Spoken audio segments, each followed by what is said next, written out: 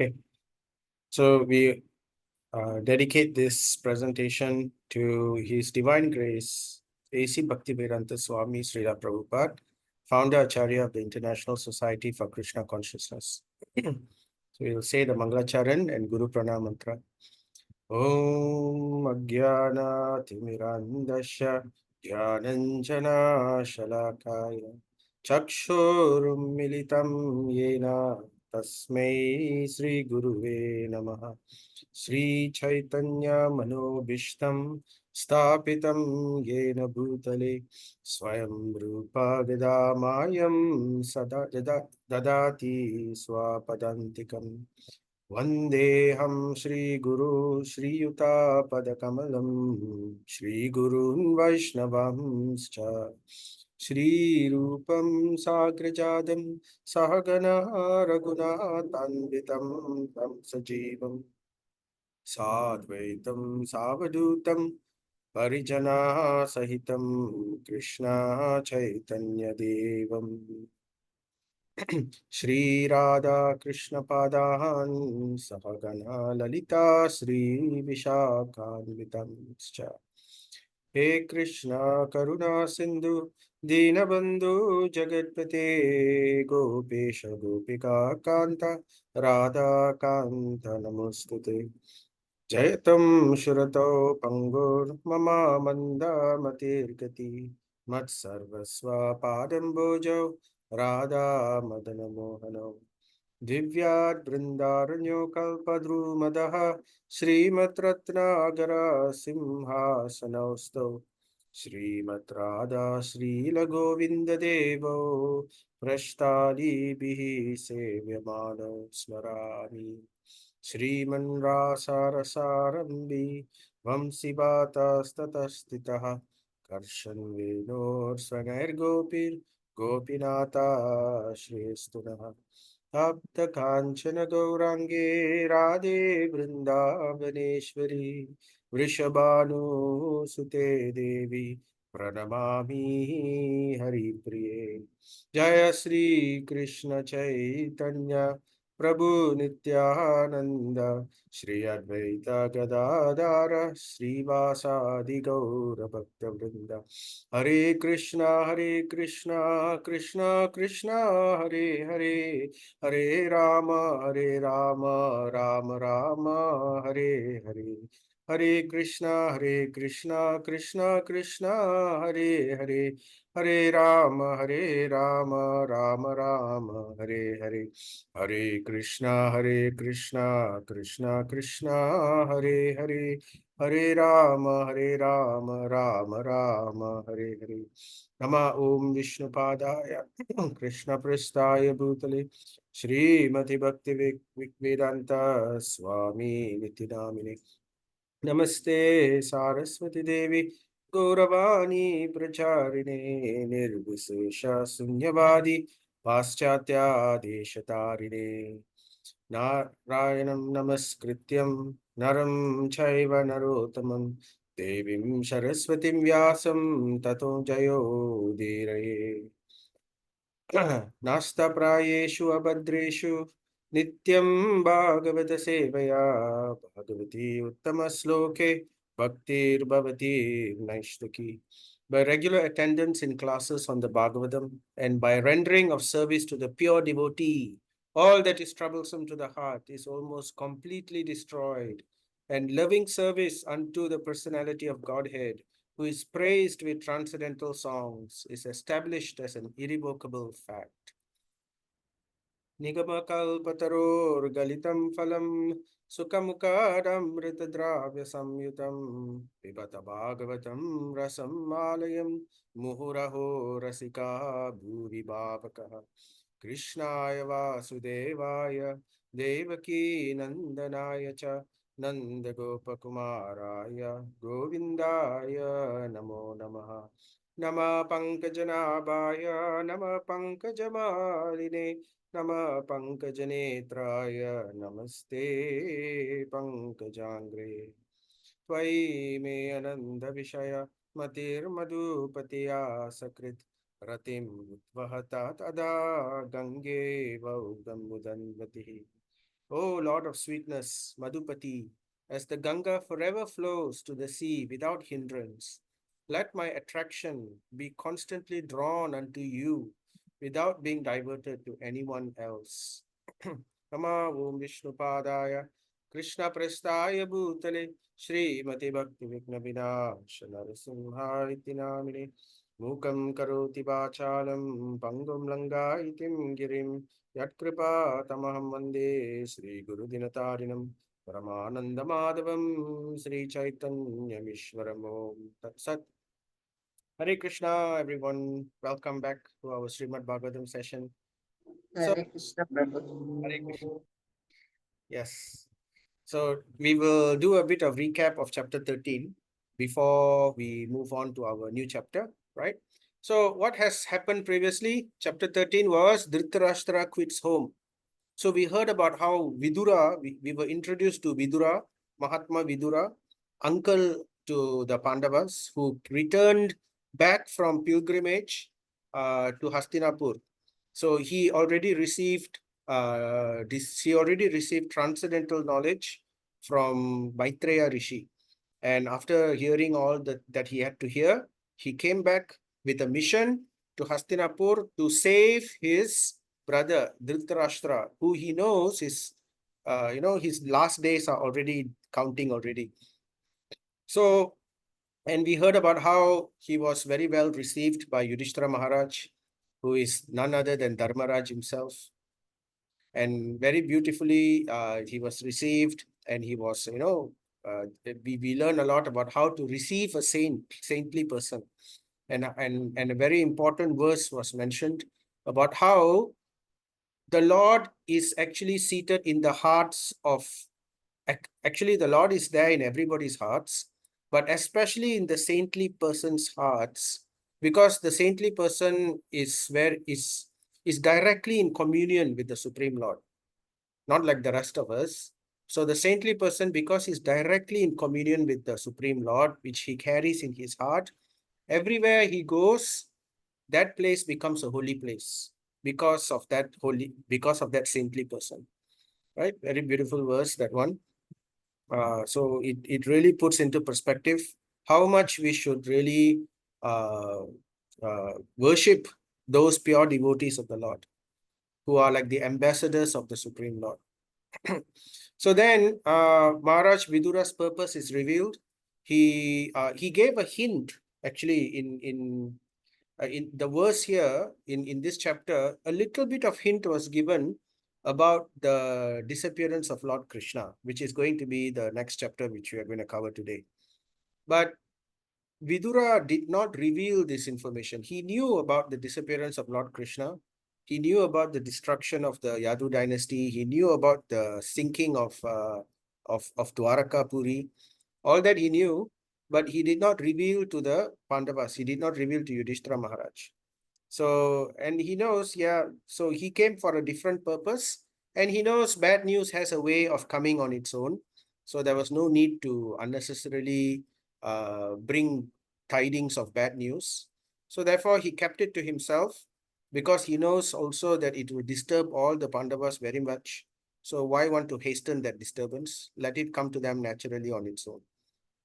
So we learn about that, how to, let us not be too quick to pass bad news to people, right? So unless it is critical, otherwise bad news has a way of coming on its own. People will get to know about it.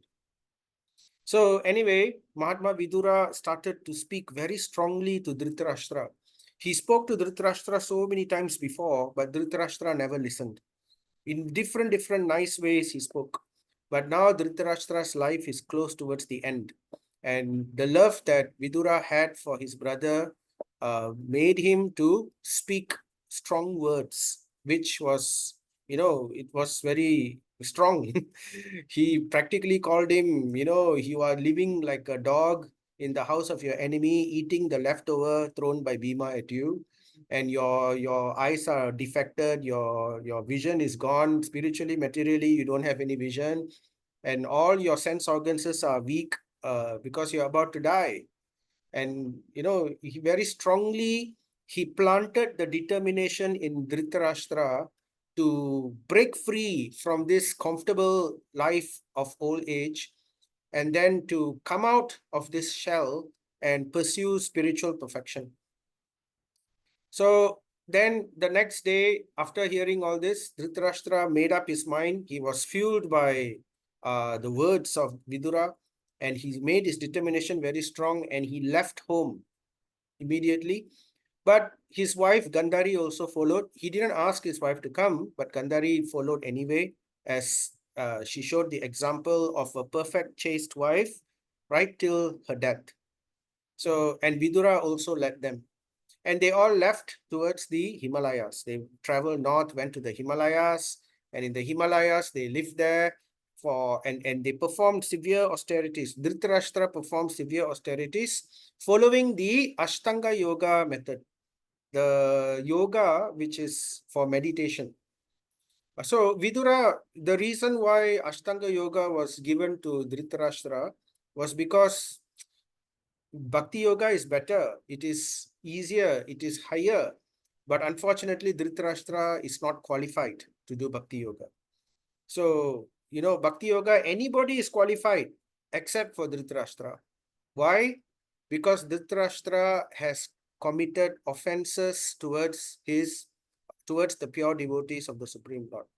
So Bhakti Yoga is open to everybody. From, you can, from Brahmana to Kshatriya to Vaishya to Shudra to women to children, anybody, no worries about their position or social position, whether intelligent, not intelligent, doesn't matter. Whether pure, impure, doesn't matter. Bhakti Yoga is open for everybody, and it can give you the highest position of spiritual life. Except for that person who offends the pure devotees of the Lord. For them, no matter what they do, Bhakti Yoga is closed, right? Unless they really repent in their heart and really the repentance is strong in their heart. But if there's not, then Bhakti Yoga is pointless for them. So that's why Vidura actually preached about Ashtanga Yoga, because he knows he cannot take Bhakti Yoga. At least let him take Ashtanga Yoga, the Jnana path, and then in this way purify himself and come to a position where he can understand things properly. So in this way, they went and performed the meditation, and within a few days, he came to a very powerful, very high level of meditation, Dhritarashtra, and he was able to, with this power of meditation, with his siddhi powers, he was able to burn his body automatically, self-combustion. And in this way, he gave up his life and he attained Brahman. And his wife, Gandhari, also entered into the fire. And in this way, she also attained the same destination as Dhritarashtra. So Vidura, after seeing this, he was having mixed feelings in his heart. He was very important point, this one. Vidura was having mixed feelings in his heart. He was happy to see Dhritarashtra achieve spiritual Brahman realization, gave up this cycle of birth and death. But at the same time, he was sad because his own brother Dhritarashtra could not give bhakti to him, because bhakti is the highest realization, and he still has a journey to take, Dhritarashtra. He cannot remain in the spiritual world with just Brahman realization. So therefore, but still he left. After that, he left, went for pilgrimage, and Narada Muni came and he told all of this to Yudhishthira Maharaj and pacified Yudhishthira Maharaj. And there was a lot of instruction given by Narada Muni, very, very important instruction on renunciation, on how one should, at one point of time, focus fully in spiritual life, and many other points were given. Right, so going on, so before we move to the next chapter, I wanted to explain what is the connection between the few chapters that we have covered recently. So, in the beginning, the sages of Naimisaranya, they asked 6 questions, right? One of the questions is they wanted Sutta Goswami to describe the pastimes of the Supreme Lord. That's one. And another question is, they wanted to know who is the person who heard the Srimad Bhagavatam. In other words, Parikshit Maharaj. They wanted to hear more about Parikshit Maharaj. And they also wanted to hear about the speaker of the Bhagavatam, Sukadev Goswami. So, therefore, these chapters 12, 13, and 14 and 15 is basically answering and expanding the answer to these questions. It's combining. So, in chapter 12, Krishna was introduced for the first time in Srimad Bhagavatam directly, right? No, before that, sorry, in chapter 7. We heard about Drona, how the son of Drona threw the Brahmastra, and Krishna saved the child Parikshit. And later we heard more and more about Krishna, how he left Hastinapur, and then how he was received in Dwaraka very nicely by the citizens of Dwaraka. Many things we discussed at that point. So many of the pastimes, the qualities of the Lord were discussed previously, satisfying the sages of Naimisaranya forest. But at the same time, why particularly those pastimes were selected? Because those pastimes were in connection with Parikshit Maharaj and Sukadev Goswami, the speaker and the listener and the speaker of Srimad Bhagavatam. So when it started with how the Brahmastra was about to kill the baby in the womb of Abhimanyu's wife, Uttara.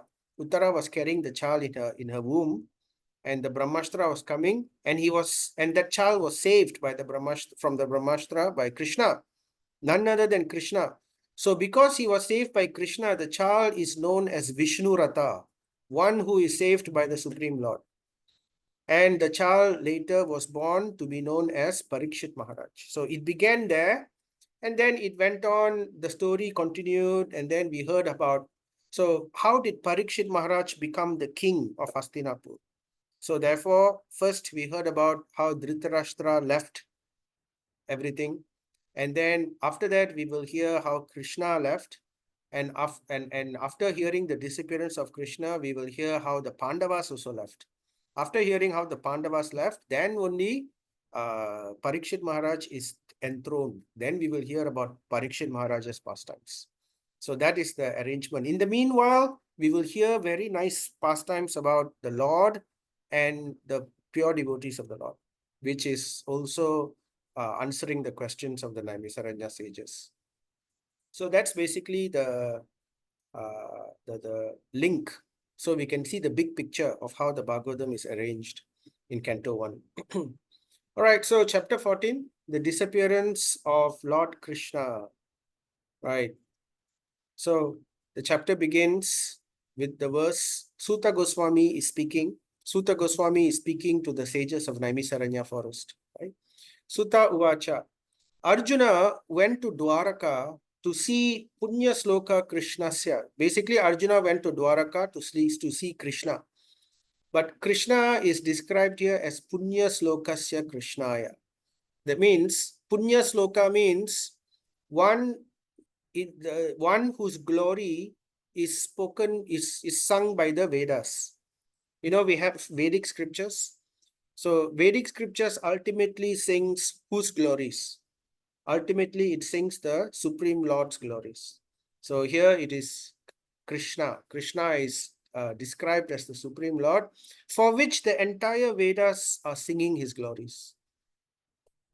So Arjuna went to Dwaraka to see Krishna and other friends, and also to learn from the Lord of his next activities. So what happens now? Mahabharata is over, right? Yudhishthira Maharaj has been made king, and then Krishna also left for Dwaraka. So now, missing Krishna very much, Yudhishthira Maharaj sent Arjuna. Arjuna also wanted to go. Yudhishthira Maharaj sent him because naturally they want to be involved. Okay, one part of our life finished already. What else? What's the next adventure, Krishna? Can we find out more? What's happening? What are you going to do next? So they wanted to know. So he left to Dwaraka. But, previously a hint was given in the previous chapter. The link between previous chapter and this chapter is the link is that the hint given that Dwaraka Puri was already destroyed. The seas already rose and sunk the city and the entire island. It's no longer there. And the entire Vrishni dynasty has also been killed, right? So they didn't know that. But anyway, Arjuna went, and a few months passed, and Arjuna did not return. So now we are going to hear about what Yudhishthira Maharaj is going to speak. Today's session is all about what Yudhishthira Maharaj will be speaking. So Maharaj Yudhishthira then began to observe. So Arjuna did not come. He did not come. For a very long time, he did not come. He was supposed to go and bring back news about Krishna. So Maharaj Yudhishthira, after that, began to observe some inauspicious omens, inauspicious signs, which were very fearful, very fearsome. Gora, the word Gora is used, very scary and terrible signs. So we can hear directly from scripture, the topmost scripture, Srimad Bhagavatam, what are the ill omens, right? So, sometimes, in superstition, people will say, oh, if something crosses if a cat crosses the road, oh, it's bad luck or something like that. There are many, many superstitions. Some of them are not true.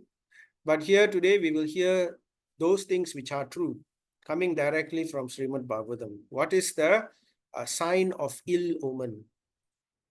So Prabhupada says, previously, all paraphernalia for peace and prosperity, especially religion and knowledge, were in full display because of the Lord's presence, just as there is full flood of light in the presence of the glowing sun. So, we heard, right, in the previous chapters, particularly, when Yudhishthira Maharaj was being enthroned and all that, how wonderful the land was, how wonderful the kingdom was. We heard the glories of how every land, creeper, herb, bush, everything was producing flowers, fruits, grains, herbs, in medicines in abundance. There was no sorrow. The glory of the entire land, earth, water, sea, mountains, all were producing jewels, gold. So it was very, very glorious. Even the heavenly planets, the denizens in heavenly planets looked upon the world in wonder. And it was described how all this came about because of very wonderful righteousness. Two factors. Number one, there was a very, very righteous king, Yudhishthira Maharaj. He was enthroned as the king of the world. So he was super righteous. And that's one factor for all the wonderful, beautiful things that were happening on earth. The other factor was Lord Krishna was personally present on earth. So therefore, the earth became even more exalted than the heavenly planets.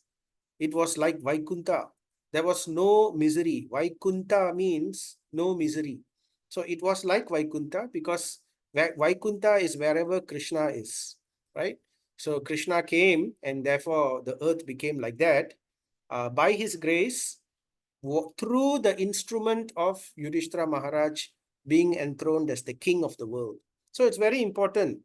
If we want prosperity, we have to have a righteous leader. We have to have righteous, king or leader or any king.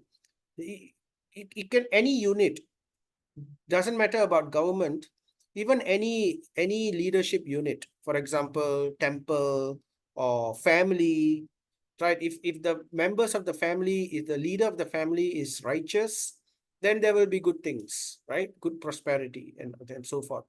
Of course, now it's Kali Yuga. So in Kali Yuga, there is a lot of many other factors which are involved.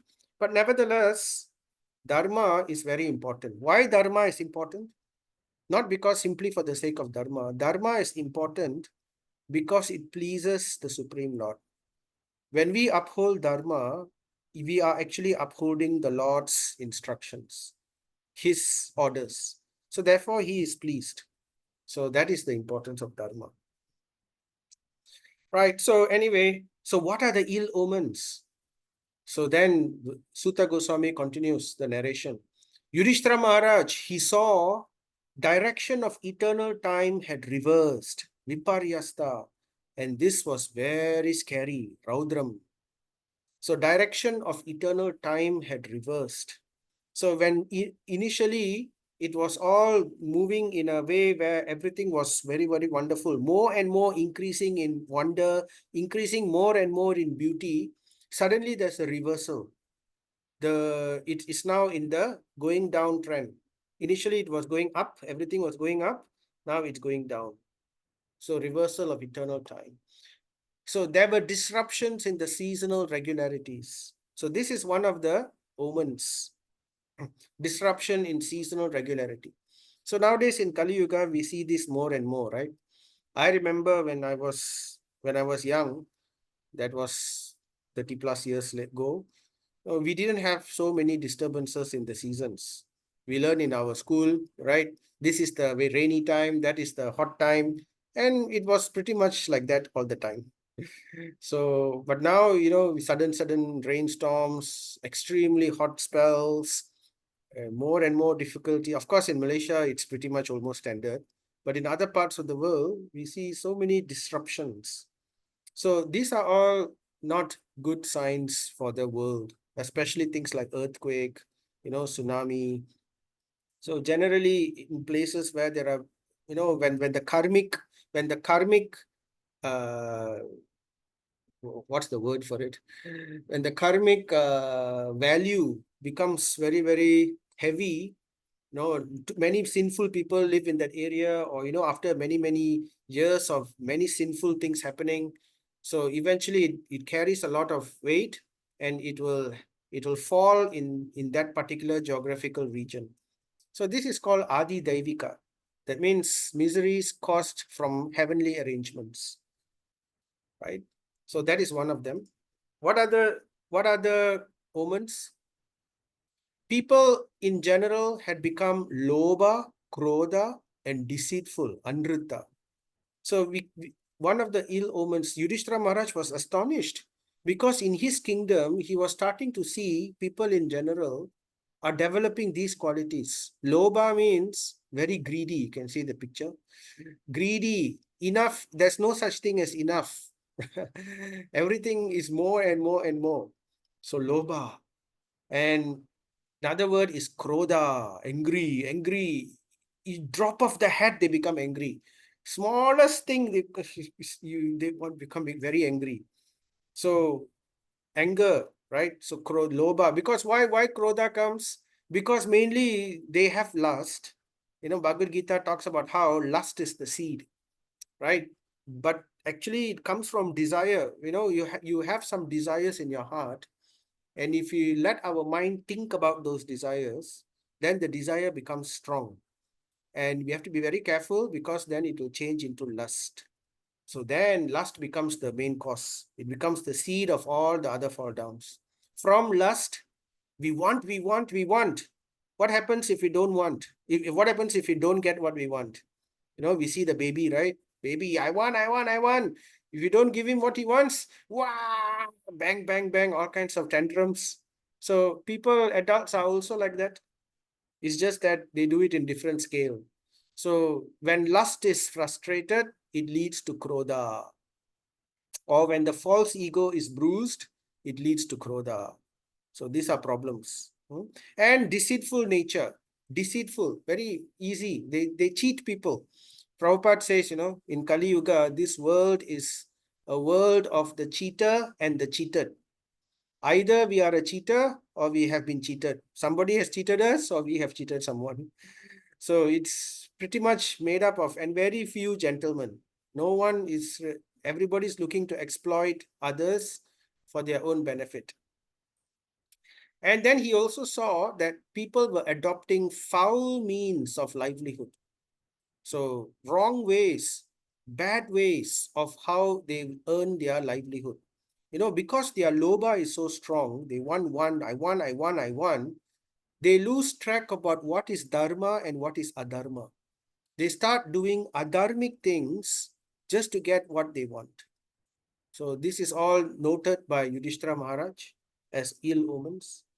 Then he also says, all ordinary transactions and dealings become polluted with cheating even between friends.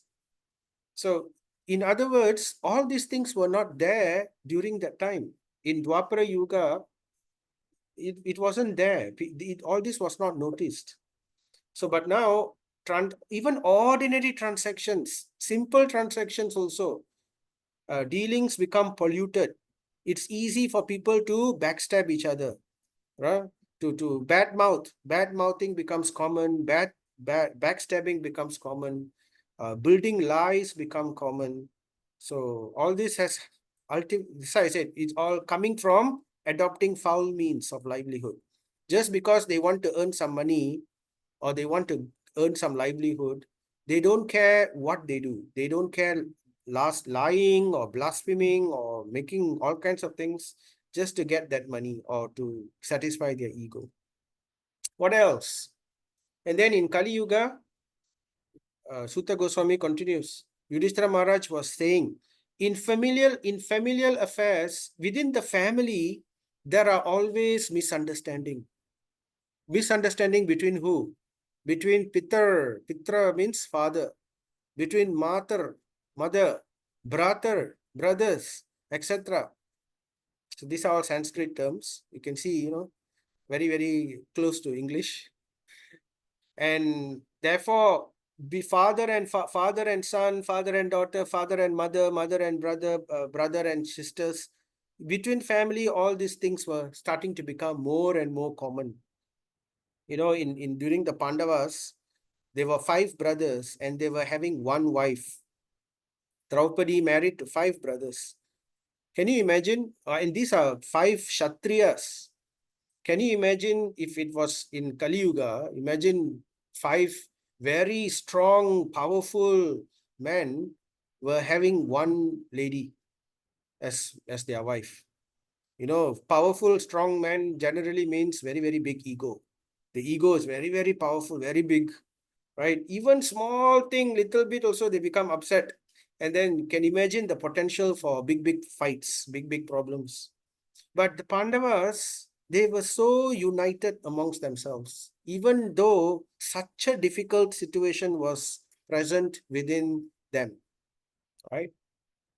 So, but as I said, so all these are signs of ill omens. Why is the sign of ill omen coming? Later we will hear. It's because Kali Yuga is about to come. And why is Kali Yuga about to come? Because the chapter gives us the hint. Because Lord Krishna has already left. He was the only one holding back Kali Yuga. So therefore, Yudhishthira Maharaj is seeing all this. Oh, what is this? It's so horrible. And even fights between well-wishers. Person A wishes well for person B wishes well for person A. They all wish well for each other, but still misunderstandings happen. And due to misunderstandings, fights happen. Right? So a lot of families go through this, family generally mean well for each other, but still somehow misunderstandings happen. Oh, because of different way of thinking, different way of speaking. Even between husband and wife, there was always strain and quarrel. So we can see that happening more and more. And in course of time, it came to pass that people in general became accustomed to lobha and adharma. So that is general. Lobha means greed. They become accustomed to it already. In the beginning, they were just in odd, one in a 20 or 1 in 100 situation of greed. But they did more and more, it becomes accustomed. Now it's normal. It's normal to be greedy, it's normal to be, backstabbing, it's normal. All this is common. In fact, yeah, it's common. And it has come towards terrible adharma. No longer people follow what is right and wrong. So Prabhupada comments here, a man becomes too greedy for wealth and power when he has no higher objective in life. Why do people become greedy? Why do people become mad and do all kinds of terrible things? It's because of ignorance, right? Because they don't understand what is the purpose of life. In the Bible, there is a saying, how it goes. Let us, what profit the man who gains the whole world but loses his soul. What profit the man who gains the whole world but loses his soul? So what it's saying is like, just to gain material things, they do all kinds of terrible things, but ultimately they gain material things lah. But they have completely debased themselves morally, spiritually. So, and people do this because number one, they don't have knowledge. What kind of knowledge? They don't understand that this life is temporary. They don't understand that there is another life after this life. They don't understand that we are not this body, that we are the soul, and there's life after life after life after life, and everything which is adharma, we are going to pay for it in our next life. So people don't understand that. If they knew, if they had, some people know also, but they don't have faith. So if the faith is strong, like Yudhishthira Maharaj, he knows, and his faith is because he's Dharmaraj. So, but his faith was very strong, and he acted according to Dharma in every single activity that he did. Nothing to do with lust or desire. So that's the problem. He has no higher objective in life. That's the thing. So for him, simply you give him, some glorification. You give him some name, fame. Somewhere, right? I think in the one of the scriptures, it says that a Shudra is satisfied if a Brahmana is satisfied if you give him an opportunity to do yagya or to teach the scripture. So he's satisfied if you engage him in this way. Kshatriya is satisfied if you give him power, political power, right? He's not interested in other things. Power is what he wants. Vaishya is satisfied if you give him wealth. So he's not bothered about power. He thinks wealth is everything, right? So that is Vaishya. But a Shudra is satisfied if one gives him glorification. So Shudra is very foolish. He doesn't understand power. He doesn't understand wealth so much. More important than wealth, more important than power for him is fame, glorification. If you glorify him, if you tell him you're so wonderful, you flatter the person so that he is satisfied. So we can understand the type of mentality people are according to how they become satisfied. So that's because they don't have higher objective in life. And when he thinks that this earthly life of a few years is all in all. So this is what the capitalists are trying to do. They're trying to suppress religion. They're trying to suppress morality.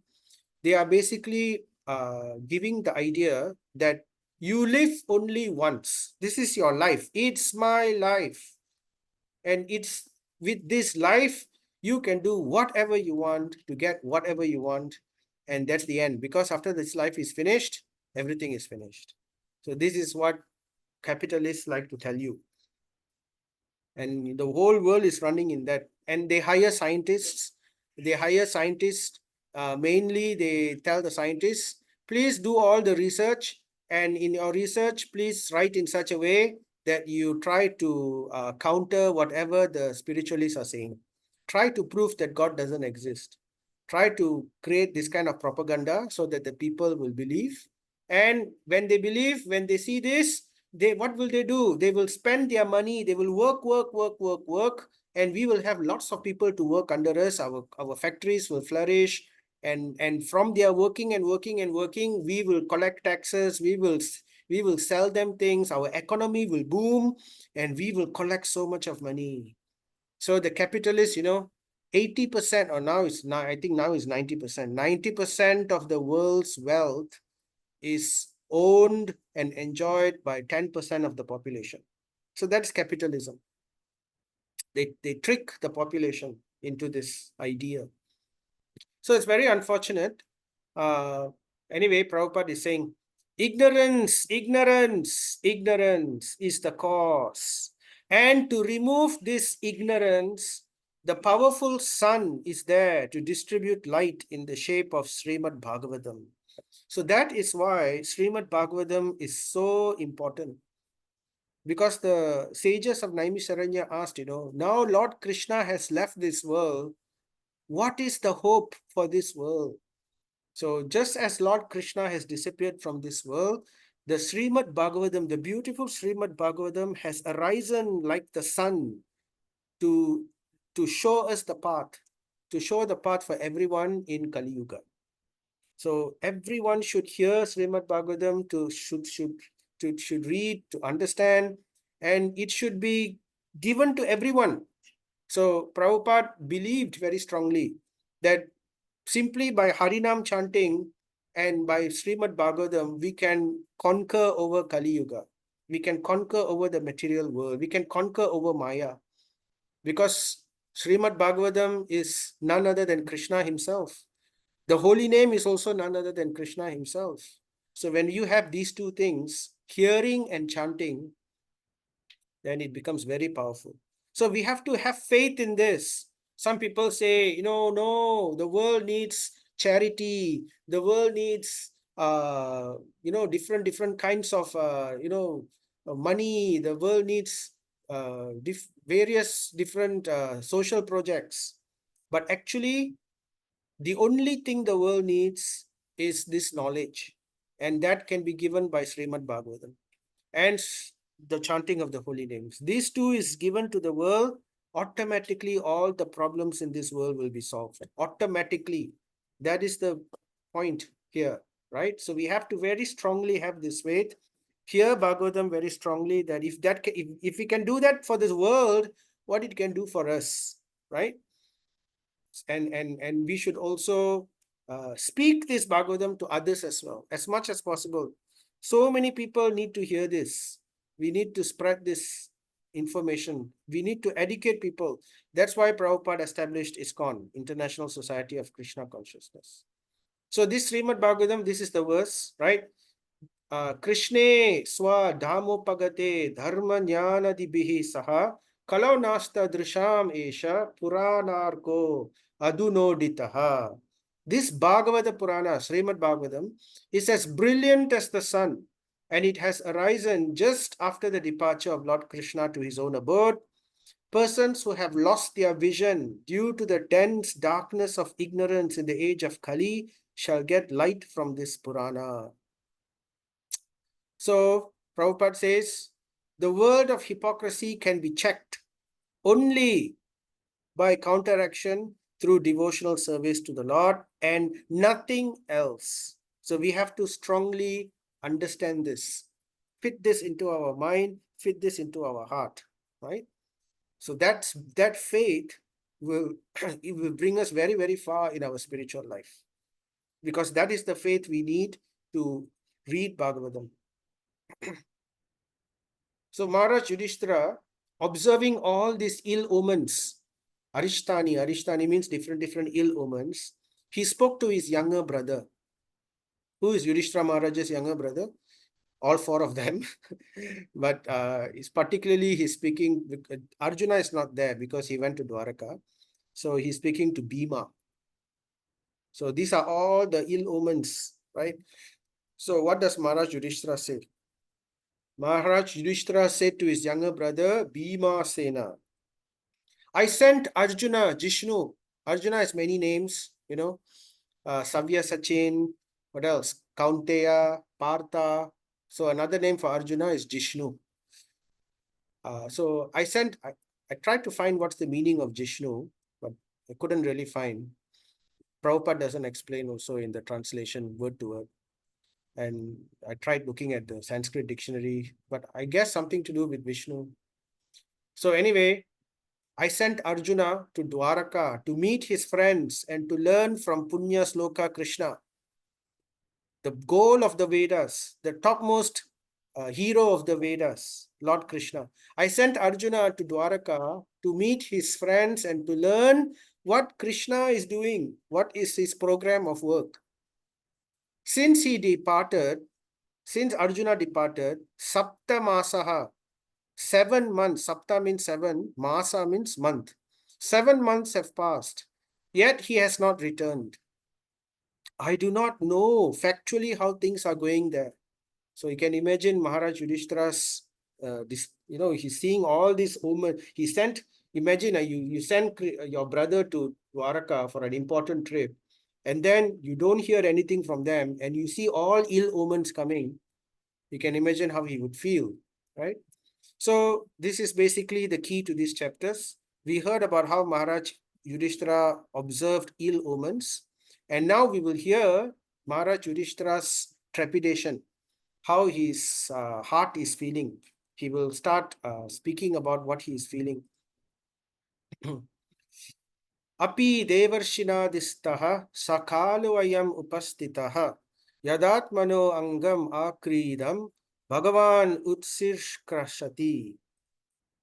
Has that which Devarishi Narada indicated already arrived? Api Devarishi Nadishtaha.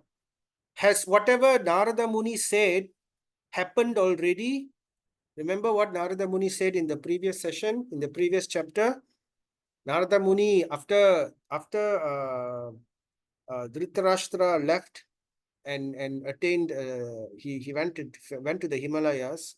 Yudhishthira Maharaj was lamenting, and Narada Muni came and he told what happened to Dhritarashtra. And then he said, okay, enough of all this illusion, enough of all this sneha pasam, attachment to family and all that. Enough of all these things. Focus. You are Pandavas, right? You are connected to the Supreme Lord. The Supreme Lord is very soon going to leave the world.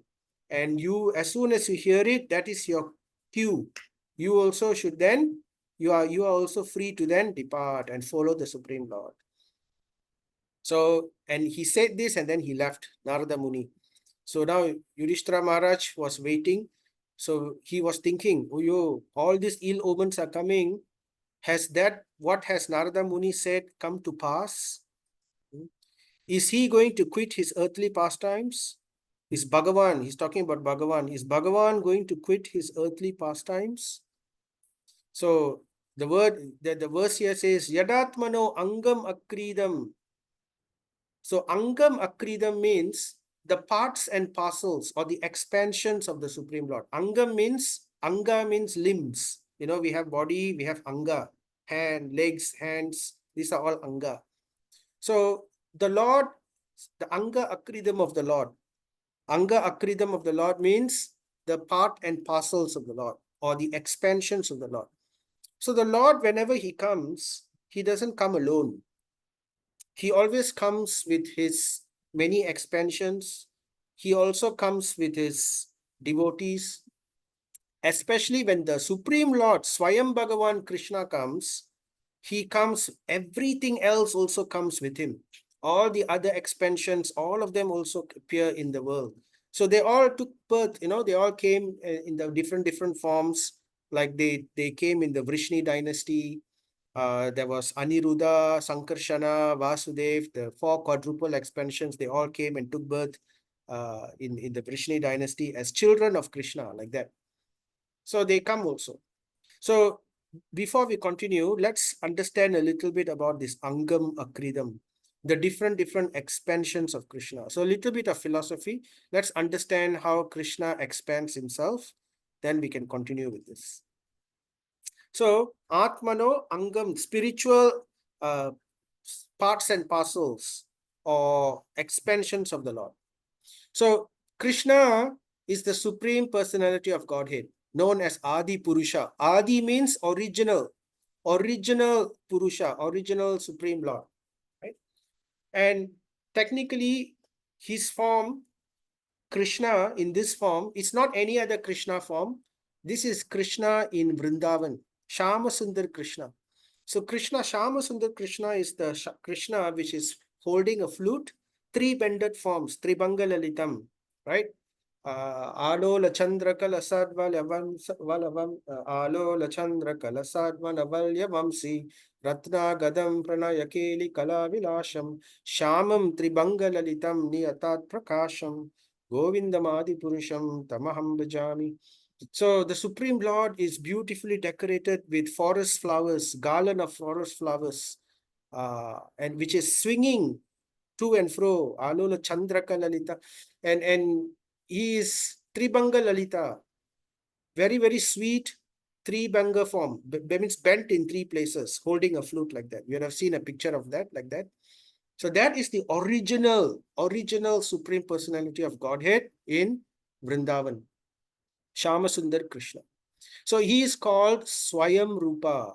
This is Sanskrit technical term for the supreme form. Swayam means original, Rupa, form, original form of the Supreme Personality of Godhead, Adi Purusham. Now he expands himself for various purposes. He expands himself. So expansion is different compared to incarnation. There is expansion, there is incarnation. It's two different things. Later we will talk about it, right? Basically, what's the difference? Expansion is whatever that is within the spiritual world is expansion. When the Lord descends to the material world, then it's called incarnation or avatar. Avatar means to descend, to come down, right? So now we are talking about his expansion. So in the spiritual world, Krishna expands himself. Like for example, there are different categories of expansion. Actually, there are innumerable expansions, but we can categorize them in different categories. Why innumerable expansion? Because Krishna is unlimited. Because Krishna is the supreme. So therefore, he has unlimited expansions. But we can categorize them for the purpose of understanding. So one category is called Swayam Prakasha. So in Swayam Prakasha, there are two types. One is called Swayam Prakasha, means directly expanding himself. And his same form, and Prabhava means he expands himself as himself. Just like in Rasa Leela dance. You know, in the Rasa Leela dance, Krishna duplicated himself into different Krishnas. So each two gopis were dancing with one Krishna. So there were thousands and thousands and thousands of gopis, and Krishna expanded to all of them. And he looked exactly the same, Shama Sundar Krishna. But he came from the original candle, lit many other candles. So this kind of expansion is called Swayam Prakasha Prabhava expansion. And then one example, then we have another category which is called Swayam Prakasha Vaibhava. So Vaibhava expansion is something is like Krishna, but not exactly Krishna. So like Balaram, Krishna is black, Balaram is white. That's the only difference. So Balaram is the first expansion of the Lord, which is different from himself directly. So Swayam Prakasha Vaibhava Leela. So this kind of category is called like that. And then there are also other types of expansions, which is called Tat Ekatma Rupa. That means different forms coming from the Supreme Lord, but different forms. So Vilasa. So that means forms such as Lord Ramachandra, Lord Narsinghadev, Lord Varahadev. These are all forms in the Supreme Lord. In the spiritual world. They are eternally there in the spiritual world. So this is called Tat Ekatma Rupa. Right? So now coming from Balaram, Balaram expands himself into Shankarshan, and from this Sankarshan is called Adi Shankarshan, and he expands into four actually. Sankarshan is the original, and then duplicate into Vasudev, Pradyumna, Aniruddha. These are Vishnu forms. This is called the original Vyuha. Vyuha means four types of Vishnus, and this is called Prabhava Vilasha. Don't worry too much about the Sanskrit terms. They are simply used to differentiate. So what Prabhava Vilasha means here is that Swayam Prakash means exactly like Krishna, right? Whereas Vilasa means is different. Anything that comes with Vilasha is different. Like Krishna, but different. So like Vishnu in that sense, right? And from this Sankarshan, which is Adi Shankarshan, comes Narayana. And Narayana is that personality who resides in Vaikuntha Loka. Within Vaikuntha, where Lakshmi Devi is there, Lord Narayana reclines in the ocean, and Adisesh is sitting there, and Lakshmi Devi is there. So this is Narayana coming from there. He is also Prabhava Vilasha category. And from Narayana, another 4 sets of Vishnu is expanded, which is coming from Sankarshan also, because it's passing through Narayana. But anyway, this Sankarshan is expanding into 4 more different Vishnus. Again, Aniruddha, Vasudev. So there are 1 set of Aniruddha, Vasudev, Sankarshan, Pradyumna, and there is another set of Aniruddha, Vasudev, Sankarshan, Pradyumna.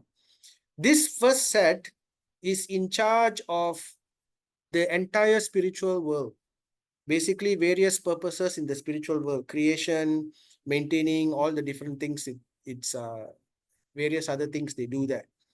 But within Vaikuntha itself, Aniruddha, Vasudev, Mahasankarshan, Pradyumna is also expanded, which take care of that particular loka.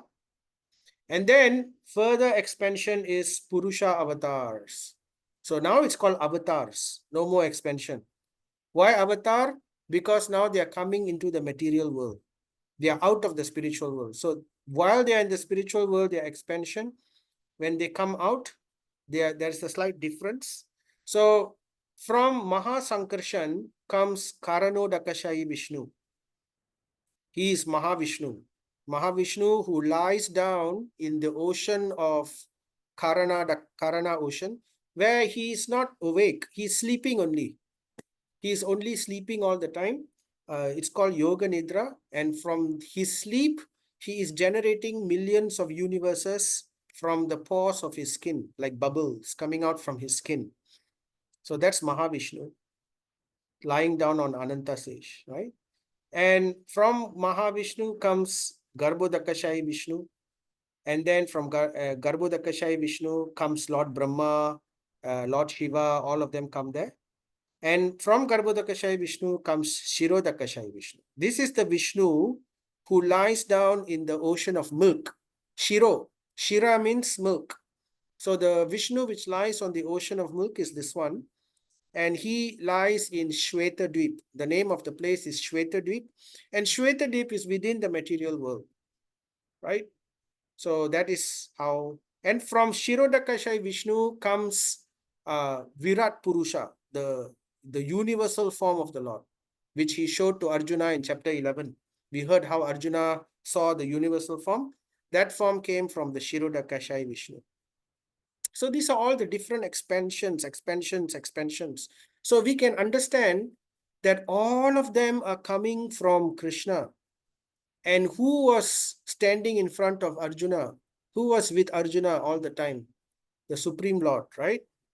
But actually, it was not Swayam Rupa Krishna who was in front of Arjuna, because Swayam Rupa Krishna never leaves Vrindavan. So when Krishna was leaving Vrindavan, he entered into the water to take bath. And when he came out, it was a different Krishna. Same is an expansion of Krishna. Which Krishna? Vasudev Krishna came. Swayam Rupa Krishna, Shama Sundar Krishna, never leaves Vrindavan. He remains in Vrindavan only. That is Swayam Rupa Krishna. His original abode is always there.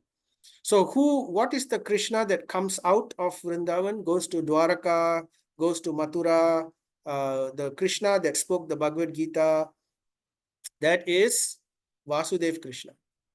So he's an expansion of the Supreme Lord, but he's the Supreme Lord also, because he's all expansion. They're all part of him. They're all him, right? So, anyway. So these avatars are called Swamsa. So never mind about the Sanskrit.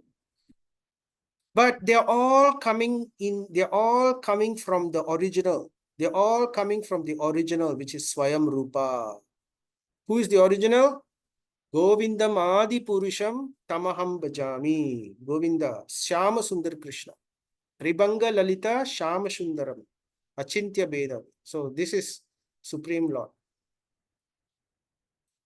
Right. So Prabhupada says, when the Lord, however, appears in his person as Lord Krishna, his other plenary portions also join in him by his inconceivable potency called Yogamaya.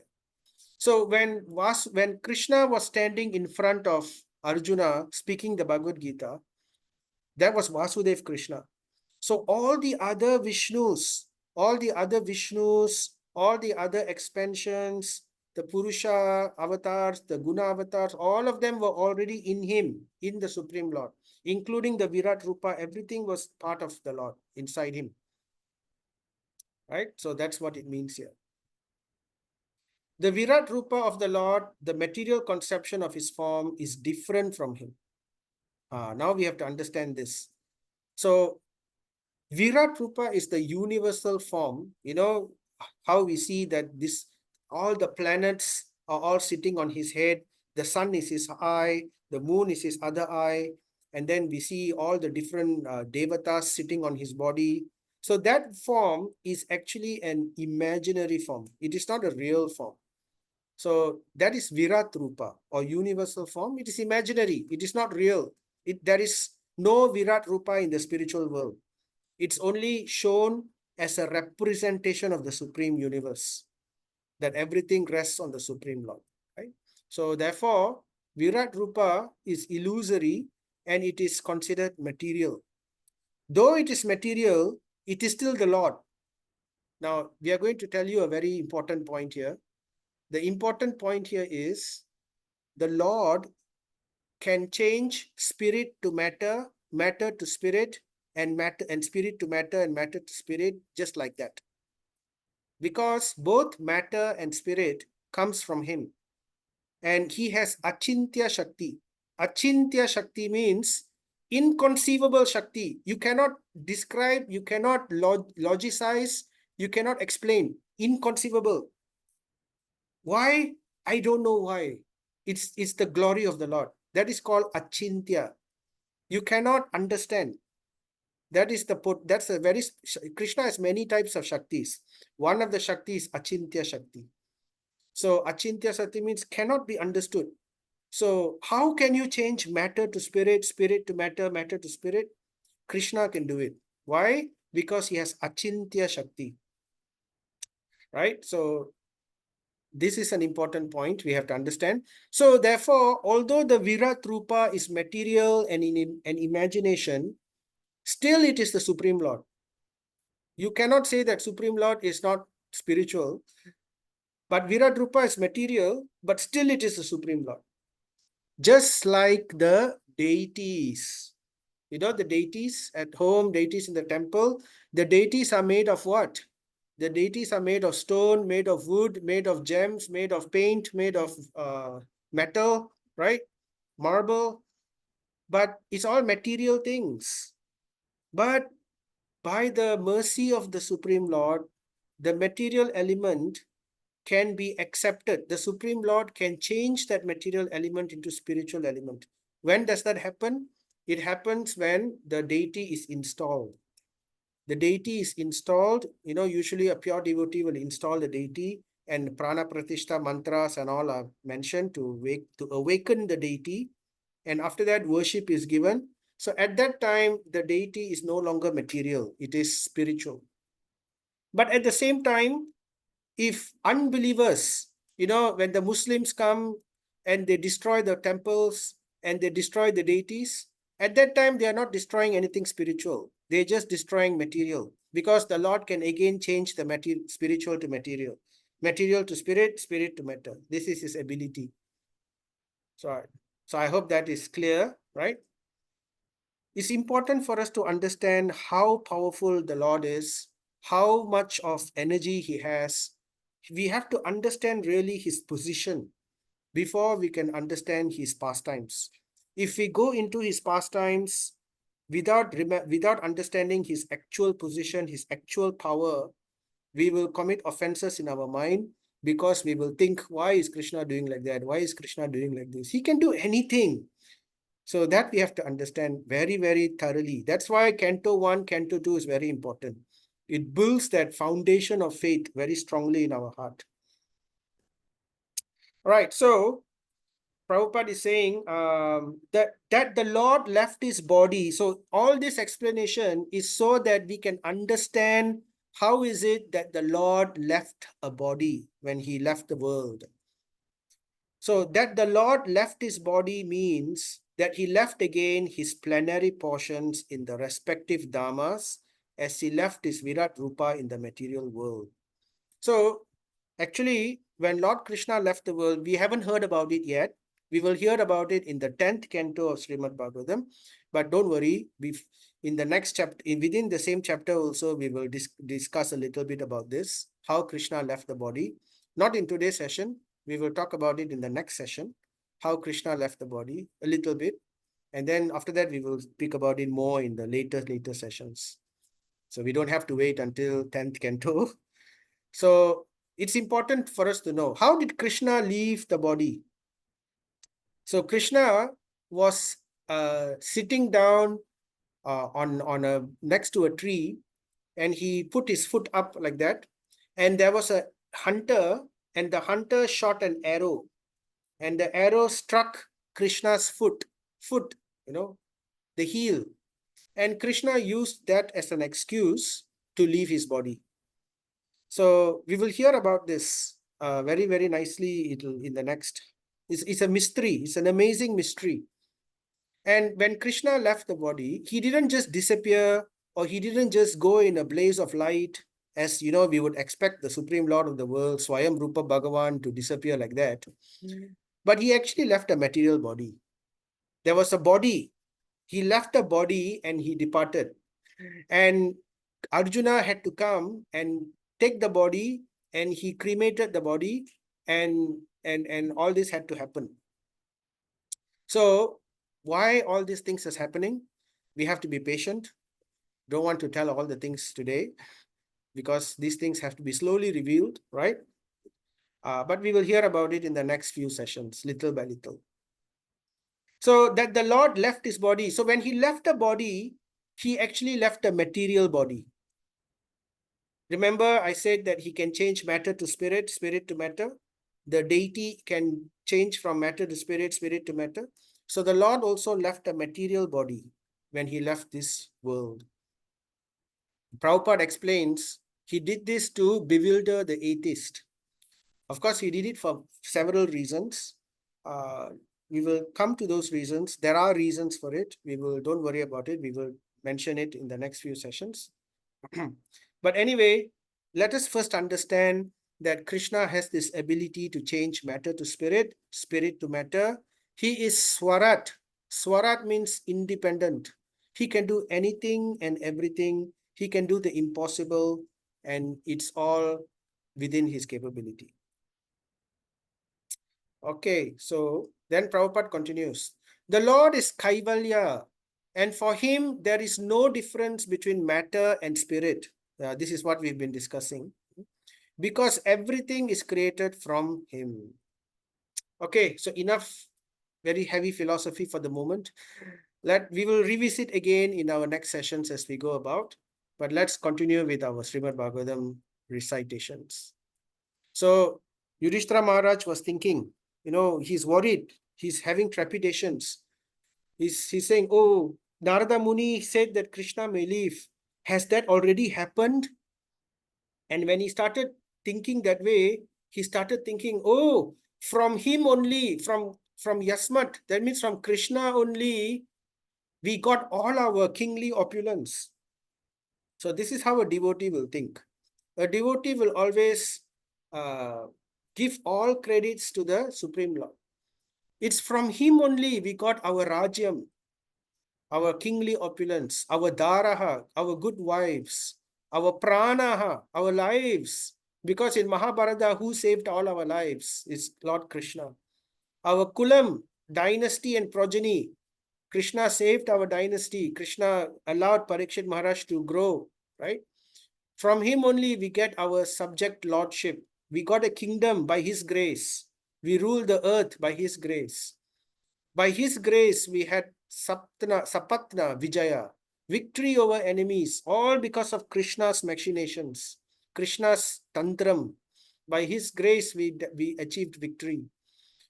lokascha, and future heavenly elevation.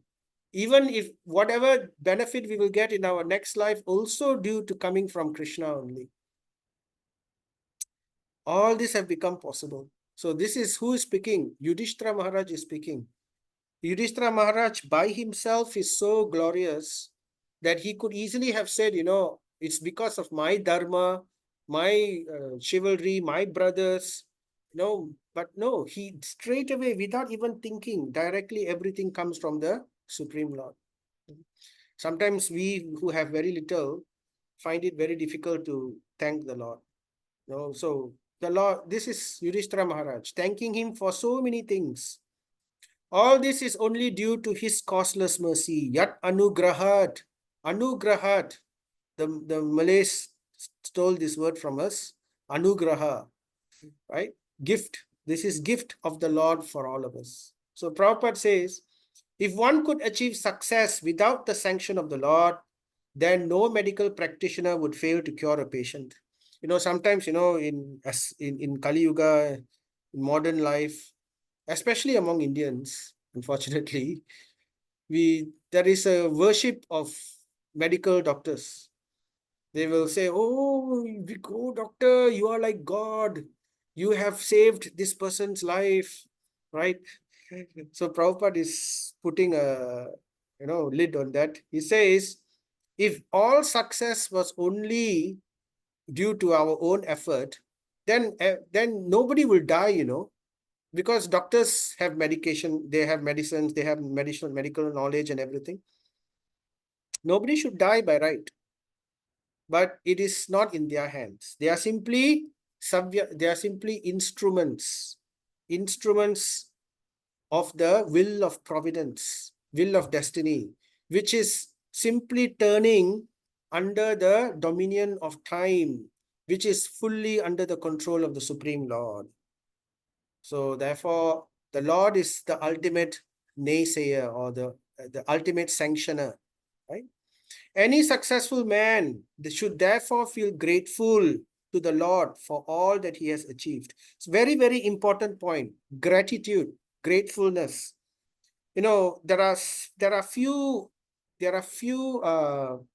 good qualities which Krishna really appreciates. One of it is gratitude. Very, very important point. So we have to learn to cultivate that gratitude for the Supreme Lord and to his representatives. Very, very important aspect. Otherwise, without gratitude, we can never please Krishna. This is one point, right? When we say bhakti, it automatically comes with gratitude. Gratitude for the Guru, gratitude for the scriptures, gratitude for the sages, gratitude for the, we have different types of gurus. We have the Siksha Guru, the Diksha Guru, the Guru who showed us the original path in the beginning, Atma, Vartma Pradakshaka Guru, they call it. And like that, our parents, they have all played a role in some way, which has formed the destiny, which has made us come to this Krishna consciousness. So then Yudhishthira Maharaj continues, just see, O Nara Vyagraha, O tiger-like men, O tiger among men. He's talking to Bhima. So Bhima is like the tiger of all men, right? Very, very powerful. Oh, Vyagra means tiger. Nara means man. So man, tiger. So just see, oh Bhima, oh tiger among men, how many miseries due to celestial influence, earthly reaction, mind and body have all come. So he is now still reflecting. He says, I see everywhere around me so much of miserable, ill omens, miseries are coming. And he is now categorizing the miseries into three categories. There are miseries, we have heard this before. Rupa Goswami also categorizes into three. He talks about how miseries come. There is Adi Atmika, Adi Daivika, and Adi Bautika. Adi Atmika means misery due to one's own mind and body. So that is here, another Sanskrit word is used here. Sa Daihi Khan. which is misery due to one's mind and body. Our body creates so much of miseries for us, It's very easy to hurt the body. It's very difficult to give pleasure to the body. So difficult to please. You cook the greatest feast also, somebody will come and find a flaw in that feast. Oh, the salt is not good, or not enough spice, or, too spicy, or something, you didn't cook it well enough. Wherever. So like that, they will say. So it's difficult to please the body, but it's even more difficult to please the mind. So this is all miseries due to the mind and body. Then we also have Adi Bhautika, miseries due to other living entities or reactions from earthly reactions, right? So here, Bauman, earthly reactions, other living entities, other people, the government, the police, or the authorities, these kind of people can also cause miseries to us, right? And there is also celestial influence, like flood or earthquake, right? Or war. So war is more on earthly reaction, but celestial is there also, volcano, right? All these things. So all are very dangerous in themselves, are foreboding danger in the near future by deluding our intelligence, buddhi mohanam. So I can see that these things are happening, so much of danger is happening, and the fear of this danger is deluding our intelligence. So that is what's happening in Kali Yuga. A lot of these kind of problems are happening. And then he continues, the left side of my body are all quivering again and again. So he talks about a few omens which indicate ill omens. Now, this is called the science of physiognomy. Physiognomy is a science, it's a Vedic science in which you can know many things simply by observing the body and also what the signs of the body give. So, for example, here, Yudhishthira Maharaj says, the left side of my body are quivering. So, if you feel the left side, now this is for men. For women, is the other way around. For men, the right side is auspicious. For women, the left side is auspicious. So if there is quivering of the right side, like the eye is twitching or anything, the cheek is quivering or whatever, quivering of the limb, this is happening on the right side for men, then it's auspicious. Something good is happening. Or if it happens in the left side, then it is inauspicious. So Yudhishthira Maharaj is saying here, the left side of my body are all quivering again and again, punah, punaha. So, very, very inauspicious. What are the things which are quivering? My thighs. My thighs are quivering, left thighs. My arms, my left arm is quivering, and my left eye is twitching. So these are all signs of ill omen. And I am having heart palpitations due to fear. All this is indicating undesirable happening. So this is also an ill omen. Right? Then he continues, more earthly reactions. The she-jackal cries at the rising sun and vomits fire. Now, jackals, usually they howl at the moon. At night time they will howl. They won't cry in the morning. But if the she-jackal cries at the rising sun, then it's a very bad omen. This one we have not really seen in so much yet, but it will happen as Kali Yuga expands more and more. In another few hundred years, we can see this kind of signs happening already, right? So that is a very bad sign. Dogs barking at me fearlessly. This is also an ill omen. We should try to avoid it. Not very bad, but it's an ill omen. And then he continues, useful animals like cows are passing me on my left side. So as I said, this is for men. If the left side is inauspicious. For the ladies, the right side is inauspicious. Lower animals like the asses, donkeys, are circumambulating me. So usually when we circumambulate someone, that means go around that person, that is a sign of respect. Who do we circumambulate? We circumambulate the Lord, right? We go to the temple, we circumambulate the Lord. When somebody dies in their funeral, we also circumambulate them as a sign of respect. So, but here, who is circumambulating him? The donkey, lower animals are circumambulating him. So that is inauspicious. And then he says, my horses appear to weep upon seeing me. So usually there is a relationship between the horse and the master, because there's a trust between the horse and the master. Otherwise, you cannot ride the horse properly. So, but when the horse sees you, sees the master, and it's fearful and it starts weeping, then that is inauspicious. These are one of the signs. Then he continues, more earthly signs. This pigeon is like Mrityu Dutaha. So there is a pigeon which looks like as if is an ambassador of death. Mrityu Duta means, Mrityu means death, Duta means ambassador. So the pigeon looks like a ambassador of death. So he's following me everywhere. The pigeon is following me everywhere. And then the shrieks of the owls and their rival crows make my heart tremble. So when we hear owls hooting or crows crowing, so this is not auspicious sounds. These are inauspicious sounds. So generally, we should avoid these things. And then he also mentions some celestial influences. Divyan. So what are the things? Smoke encircles the sky. Now, nowadays in Kali Yuga, that's very common, isn't it? We get environment, pollution, smoke, smog, haze. So this is all quite common nowadays in Kali Yuga. So this is inauspicious. It appears that the earth and mountains are throbbing. Not too sure what that means, but Prabhupada doesn't explain. But anyway, continuing, we hear the cloudless thunder and see the bolts from the blue.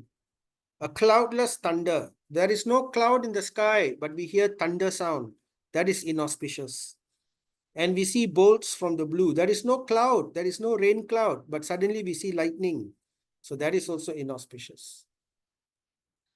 The wind blows violently, blasting dust everywhere and creating darkness. So sometimes that can happen in a storm, especially in the desert countries and all that. So that is also inauspicious. Clouds are raining blood. Asrg Varshanti. Now, I don't think anybody has seen this. But even in the Bible, this is mentioned. Winds blowing, creating dust. Clouds raining blood. So this has happened before in the past. Especially when demons are born. When great powerful demons are about to be born, like when Hiranyakashipu was born, all of these signs were there. The jackal was vomiting fire, and the sky was raining blood. So these kind of things were happening. And there are, in the future, these things may happen also. In Kali Yuga, things are going to get bad and bad and bad. It is simply illusion if we think the world is going to get better. It's not. That is the what scripture says. It's going to get worse and worse and worse and worse and worse. Every 10 years, you can see how the world has degraded further, right? And this is going to happen. So we have to understand that and quickly use our human life to perfect our human life, to use it in the service of the Supreme Lord, to perform bhakti, and in this way escape this Kali Yuga, which is about to go bad. Right? Then celestial influence. What else? The rays of the sun are declining. More and more eclipses, shadows of the sun, coronas. The star appears to be fighting. So shooting stars, these are also, sometimes, in the Western world, they think shooting stars are very romantic. But Srimad Bhagavatam says these are inauspicious. Confused living entities appear to be ablaze and weeping. So we see more and more people in the world, a lot of people in the world are very confused and they are suffering. It's like a burning life. They go through life which is basically like burning forest fire, Mahadavagni, right? So, and there's a lot of weeping everywhere. So we can see this not so much in our country, maybe, but it's certainly there in many other countries. And sometimes, in our own life also, we go through many times like this. So then, but this was happening during Yudhishthira Maharaja's time, which was unheard of. So then, rivers, tributaries, ponds, reservoirs, and the mind are all perturbed. So very much disturbed. All the rivers, those days, the rivers were flowing very beautifully. There was no very harsh current, easy to cross. Everybody can do water sports, no issues. So nowadays, as Kali Yuga is advancing, we see more and more disturbances. These water bodies become more and more dangerous. And not only the rivers, tributaries, and ponds, the mind also becomes very perturbed, very disturbed all the time, always worried, always fearful. Butter no longer ignites fire. So this is very bad also. Usually butter, like ghee, is used to conduct fire sacrifice, but it's not burning anymore. It's happening today also. I read in the news, they found that there are many counterfeit ghee which is being created in India. So we have to be careful about it, apparently. So this ghee, they will not, their calorie count is much less. It will not burn as well. So already happening, more may happen. And then he continues, the calves do not suckle milk from the cows, nor do the cows give milk. So this all happens in Kali Yuga. They are standing, crying, tears in their eyes, and the bulls take no pleasure in the pasturing grounds. So this is terrible. This is what's happening. You know, the Kali Yuga got a lot worse the moment petroleum was discovered. Because you could say that cow slaughter, mass cow slaughter, can fully be put on the blame. The blame for it can be fully be put on petroleum. Why? Because the moment petrol came into our lives, there was no more need for bulls. So tractors came into the picture. So bulls were no longer needed. So what did they do to the bulls? They kill them when they were born. Very young calves. They grow, sometimes they are allowed to grow for a few more years, but still very young. They are killed. And the meat is sold as veal, VEAL. And that's what happens to all bulls. Except one or two, they will keep for breeding purposes. So all bulls, or in other words, bull represents dharma. When all the bulls are killed, you can imagine they represent dharma. Dharma is killed also, and Kali Yuga advances. And seeing this, the mother cow cries and cries and cries. And because there is no bull to protect her, and there is no Kshatriya, a Brahminical culture to protect her, she is exploited. She is carried away, brought to the factory, and machines are connected to her udders, and she is forcefully milked until sometimes even when there is no milk and blood is what is coming out. So these things happen, and then until she dies, until she grows old, then the cow is killed. So this is all terrible, terrible reactions. And this is all funded by the governments, by the companies, by the people. And there's a lot of karmic reactions going on, which affects many people actually. So anyway, Yudhishthira Maharaj is saying this. The deities seem to be crying in the temple, lamenting and perspiring. So these are all inauspicious signs. Sometimes people think this is auspicious. No, it's not auspicious. If a deity is seen to be crying, or if the deity looks like it's very sad, or if the deity is perspiring, if there's moisture on the deities appearing, or if they seem they're about to leave, so these are all inauspicious signs. So this has happened.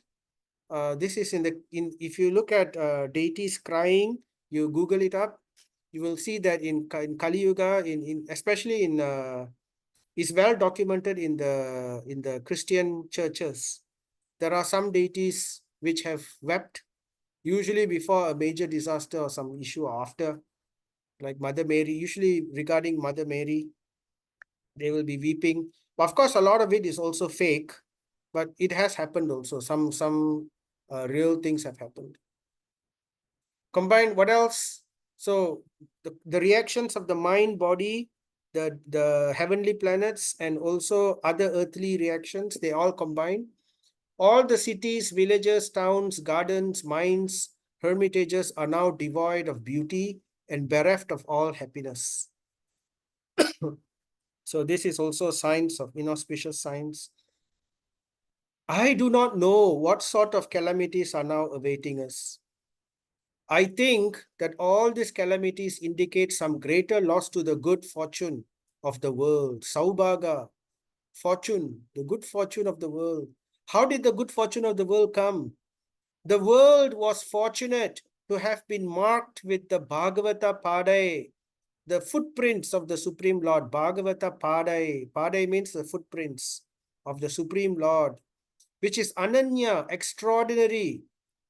So, and Shri, Purusha means the Supreme Lord. Shri means it is auspicious. The footprints of the Lord are auspicious. When Krishna was there on the earth, everywhere there was Krishna's footprints, especially in Vrindavan, Mathura, Dwaraka, Hastinapura, many places. And just because of the virtue of those footprints, the world prospered like anything. So, but now all these calamities are happening. These signs indicate that this will no longer be. Krishna's footprints will no longer walk on the earth. Is that the reason? Oh, Brahmana, Saunaka. So now Sutta Goswami is talking.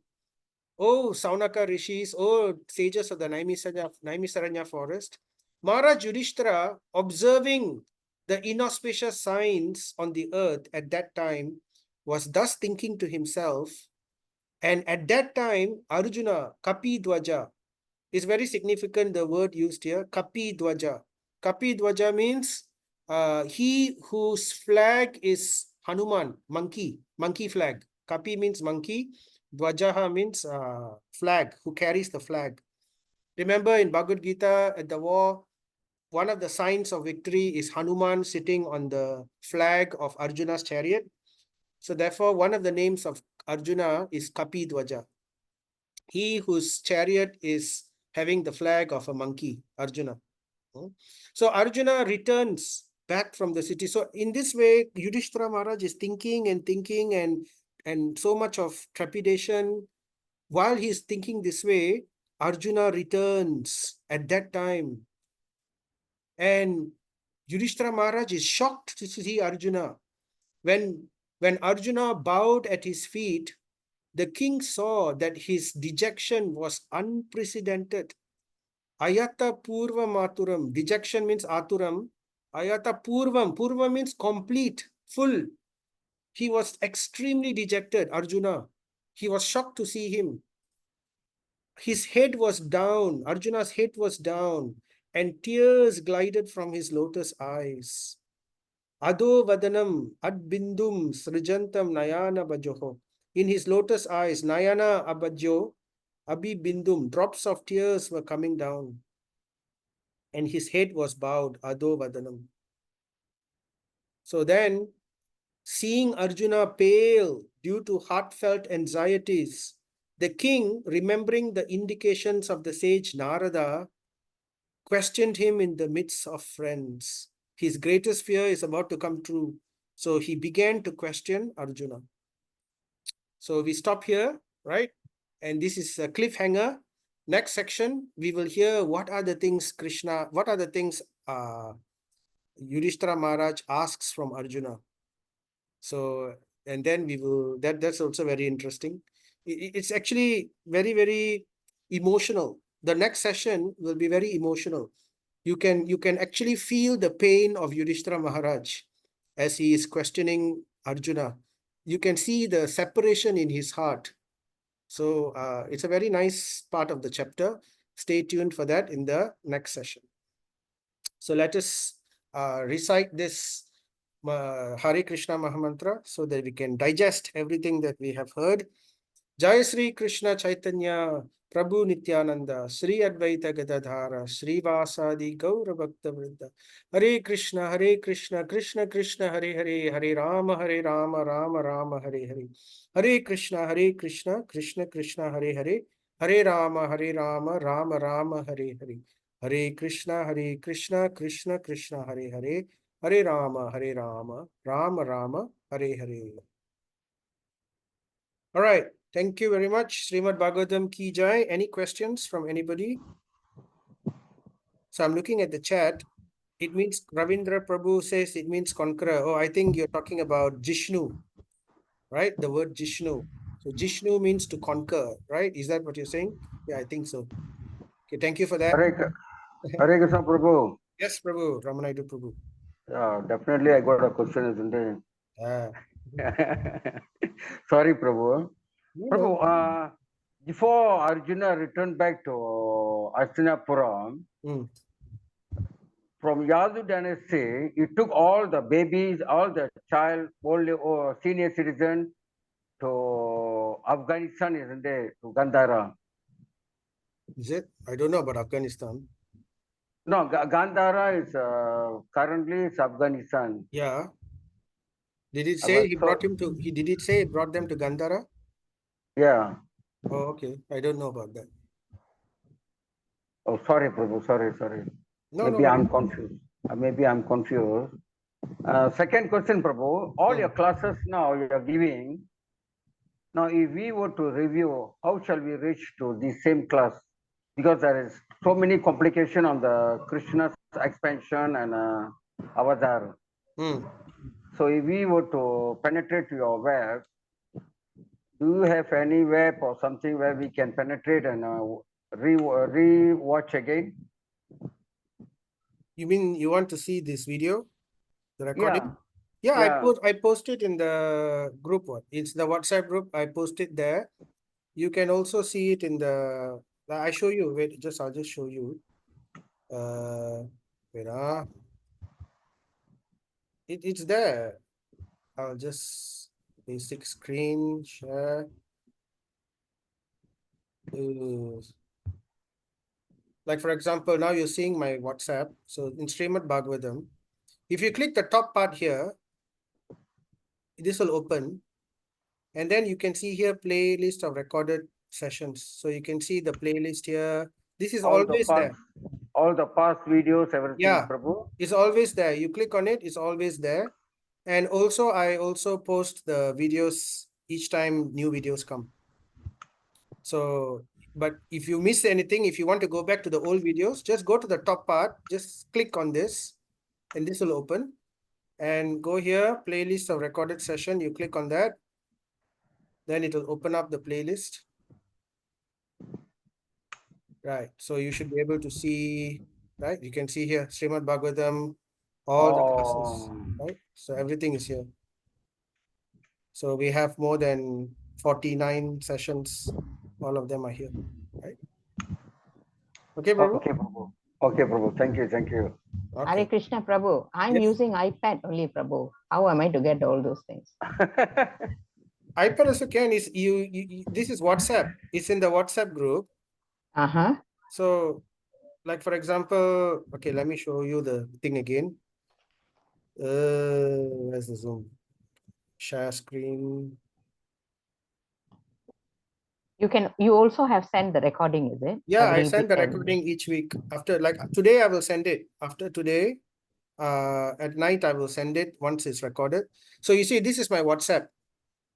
This is my WhatsApp, see? So this is my WhatsApp, which I opened from the web. You can also access it from your phone. If you open WhatsApp, like this is,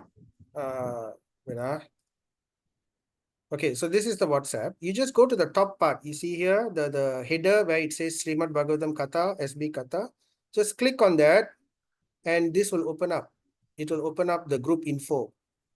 So under the group info, it says here playlist of recorded session, useful links here. Just click on that and you can see all the links. This one is the playlist for the Srimad Bhagavatam classes. This one is my other lectures on other things. This is from my YouTube channel, so you can explore my YouTube channel and you can look at Bhagavad Gita classes or other topics which I have also put over there. But this is Srimad Bhagavatam alone. And then if you want to see the PDF notes which I send out, that's also here. You can check in it. You can hear. And the Zoom link is also here. Okay. Right. But if you want, if you still have issues, just let me know. I will repost it again. Okay, Prabhu. Okay. Okay. Thank you, Right. Prabhu. Thank you, Prabhu. Hare Krishna. Anything else? Any other questions? Prabhu, Yes, Prabhu. Madhura Mohanya Prabhu, Yes, Prabhu. Hare Krishna. we may deviate a bit. Lord Buddha is an incarnation of Lord Krishna, correct? Yes. So I just want to know, Mm. how did Lord Buddha leave his body? Because I read somewhere, because of that one video that went viral regarding this Hari Raya Korban, where some Muslims were recommending treating the animal well. So this topic of Buddha came up, and they said Buddha died while eating tainted pork or mushroom. It appears in the web, Prabhu. If you look up Buddha, you just put a question in Chrome, how did Buddha die? Okay. That's the explanation they give, which I can't digest. Lord Krishna is a vegetarian. I mean, we believe in vegetarianism. So how did this confusion come, Prabhu? I just want to know. Yeah, I am seeing that here also. Traditional accounts relate that he died at the age of 80 after ingesting a tainted piece of either mushroom or pork. First So time I'm reading this. I didn't know. I also told the person the first time, but when I referred back to the Chrome, this is the answer that came. So I just want to know if there's anything in our Vedas to say how Lord Buddha actually left the body. No, I've not read anything from our scriptures which mentions this. This is also something I think people are saying. I don't know whether it's true or not. It just says traditional account. It's just people say from word to mouth. It could be true, it could not be true. I don't know. I doubt it. Maybe he did it in this way to show that, be vegetarian. You see what happens when you eat meat and everything. I gave that explanation, Prabhu, but they said no. He did not advocate vegetarianism. No, that is clear. That is clear. He definitely advocated vegetarian. Ahimsa. Yeah. His entire teaching was ahimsa, and he was vegetarian, and he never did any kind of harm. So that is definitely very strong. Sorry, bro, sorry. If you go along that same thing that you check somewhere there, just not the way he said that he tainted meat and all that. It got more thing which does not say all that, Prabhu. But I know it's the wrong source. I know. No, this is propaganda. So actually, there are two branches of Buddhism. Actually, there are three. So one branch is Mahayana Buddhism. The other one is I forgot. Start with K. Another type of Buddhism, and then there is a Zen Buddhism which is practiced in Japan.